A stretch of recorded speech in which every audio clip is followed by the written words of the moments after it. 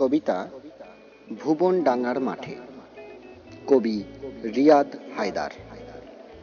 ভুবনডাঙ্গার ওই যে মাঠে তাল সুপুরি বনে চু কিতকিত খেলে বেড়ায় রাখাল আপন মনে।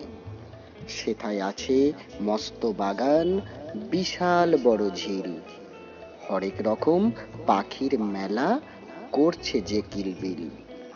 নিঝুম রাতে ভুবনডাঙ্গায় জ্যোৎস্না এসে থামে।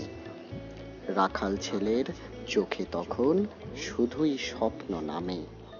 স্বপ্নগুলো ইচ্ছে মতো এধার ওধার ছোটে। আলোয় ভুবন ভরিয়ে দিয়ে তখন সূর্য ওঠে। রাখাল ছেলে নতুন দিনে আনন্দেতে মাতে। বন্ধুরা সব একসঙ্গে হাত রাখবে হাতে। ভুবনডাঙ্গার ওই মাঠেতে খেলবে লুটোপুটি।